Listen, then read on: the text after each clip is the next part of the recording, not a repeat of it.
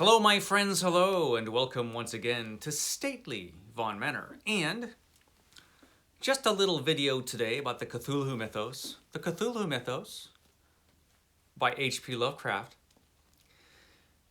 I'm surprised I haven't done this video yet. I used to do a video every Monday about Lovecraft. It was called Mythos Mondays, which has since been replaced by Robert E. Howard videos, but there's still plenty to talk about H.P. Lovecraft's work, so here I am talking about him once again. And the Cthulhu Mythos, I'm surprised I never did do this video where I just talk about, well, what are the Cthulhu Mythos? And what did H.P. Lovecraft have in mind when he created the Cthulhu Mythos? What were his intentions regarding this series of stories? And that's kind of the interesting part. But first, let's delve into what the Cthulhu Mythos are considered to be. So this is the complete Cthulhu Mythos tale. This is a very fancy book that was published by Barnes and Noble. It was edited by S.T. Joshi, I believe, or at least he chose the stories in the book. And he did the introduction. And I'm going to read just a little bit where he describes what the Cthulhu Mythos are, or what is required for a story of H.P. Lovecraft's to be a Cthulhu Mythos story. Okay, so looking over the entire corpus of Lovecraft's work, we can identify four basic features of those stories that we now call the Cthulhu Mythos. Number one, the use of gods or extraterrestrial entities. Cthulhu, Azathoth, Yog-Sothoth, Nyarlathotep, Shub-Niggurath, along with their devotees and worshippers.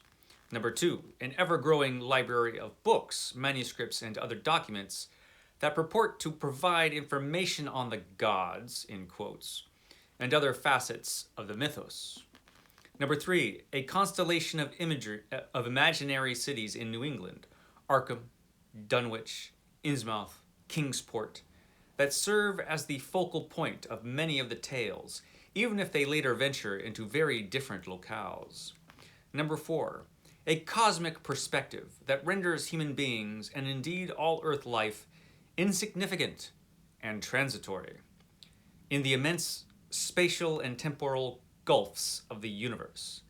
It can be seen from this that a good many of Lovecraft's 60 short stories, novelettes, and short novels, as well as a number of those tales that he revised or ghost wrote for professional clients, feature one or two of these elements, but only a critical core of stories contain enough of them to be considered part of the mythos.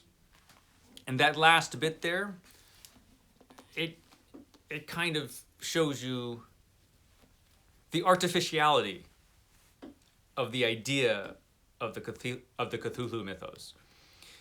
Because in a way, H.P. Lovecraft, while he wrote all of these stories, didn't create the idea of the Cthulhu Mythos. The name Cthulhu Mythos, or the Cthulhu Mythos, was not coined by Lovecraft. His young protege, Auguste Derleth, came up with the name the Cthulhu Mythos. And that was after H.P. Lovecraft had already passed away.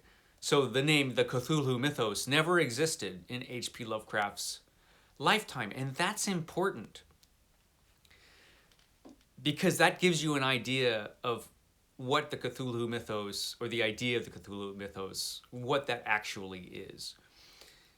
And it is a core of stories about these gods, which are actually alien beings who are sometimes worshipped by some foolish humans who think that they are gods. And all of those elements that were mentioned by S.T. Joshi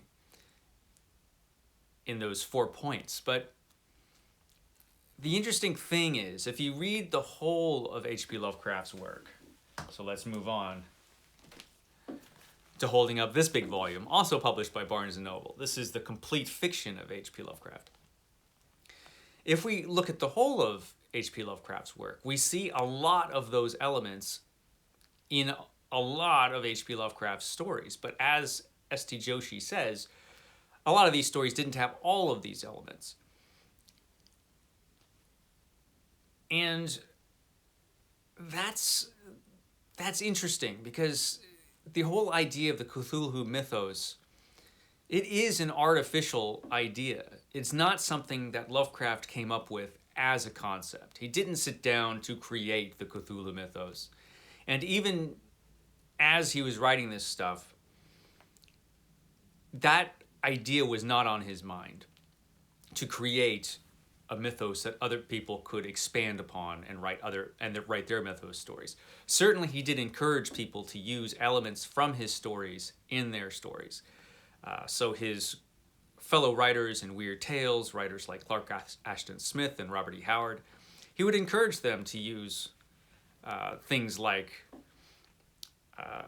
the Necronomicon, or names like Cthulhu and his Yog-Sothoth and other aliens or gods that he came up with, because he thought it added a level of realism if readers would come across this stuff in different people's stories. And there were people, even in Lovecraft's lifetime, that were wondering if he was talking about a real mythology instead of just something that he was making up. And his fellow writers were joining him in making up. And he would actually take names and elements from other people's stories, like Robert E. Howard. You could find some of Robert E. Howard's creations in some of his stories just name dropped, which helps make those stories be considered part of the Cthulhu Mythos. But like I said, it wasn't something that he was consciously trying to create. It was created sort of after the fact. What he was doing was he was developing a certain type of story where the cosmic element was all important. He started to focus more on that kind of cosmicism, or the cosmic element in his horror stories, which were actually developing into science fiction stories. A lot of his later stories were actually science fiction stories. And he kind of leaned into that because that's where his interest was at that time of his life. Now, the Cthulhu Mythos are drawn from even very early in his career. Like, Dagon is considered a Cthulhu Mythos story. But that was a very early story. But at the same time he was writing that, he was writing a bunch of other stuff. He also wrote stories that are considered the dream cycle of stories. Stories that involve the dreamlands, which are very, very different than the ideas you'll find in the Cthulhu Mythos stories. But those two things did interconnect. And you can see that in the case of Charles Dexter Ward, where you have elements of the Cthulhu Mythos and the dream stories are also, there are elements of that found in that story as well. So what Lovecraft was doing, and you can see this if you read the whole of his stories, while his style and his focus changed over the years of his writing, he did create a kind of world of horror. And it was an interconnected world of horror. And he always did that from the very beginning, where he would mention characters and elements from his earlier stories as he was moving along writing his stories. And so that really develops towards the end of his career in his major stories. And a lot of the later stories that he wrote are considered the core of the Cthulhu Mythos now. And it was just this interconnected world of horror. And the whole of H.P. Lovecraft's work is kind of interesting. A lot of his earlier stuff was a lot shorter. He had a lot more overtly supernatural themes in his earlier stories. And that did tend to change over time, like I said, where he started to move more into science fiction. Horror was always an element of his work, however.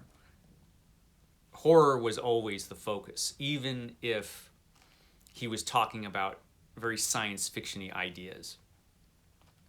But it's valuable going in to when you read Lovecraft's work, if you know going in that the Cthulhu Mythos as a thing was not something that Lovecraft invented. It was something that was applied to some of his stories after he passed away. So it is kind of an artificial thing. And you will have Lovecraft fans or horror fans now arguing about which story is an actual Cthulhu story and which story isn't. It doesn't really matter, because that wasn't something Lovecraft was overtly trying to do. And you will have different editors use different terms for Lovecraft's stories. Like you have Leslie Klinger, who did the new annotated Lovecraft. He called what we would call the Cthulhu Mythos, or a lot of people would call the Cthulhu Mythos, he calls them the Arkham cycle of stories. Essentially, it's kind of the same thing, only he was using it as a term to describe every story that had to do with or mentioned Arkham or other elements that you could find in the Cthulhu Mythos stories. It's easy to do that kind of categorization, and it's all artificial. Lovecraft, he was focusing on, I think, something different. Each story, he was focusing on that story and the horror he could put into that story. And he did interconnect everything. In a way, you can say that all of H.P. Lovecraft's stories were part of one vast, horrific mythology. That might be a more helpful way of thinking of his work, is thinking of it as a whole, even though so many things in his stories were different. Even his dream cycle stories connected to the stories that we would consider perhaps the Cthulhu Mythos stories. It was all interconnected. It was all kind of a part of one universe of horror that Lovecraft was creating. And that's helpful to know if you're interested in H.P. Lovecraft, and you should be, because this guy wrote some chilling stuff. So there you go. That's all I have to say about the Cthulhu Mythos today. I will shut up now. Thank you for joining me, and I will catch you next time.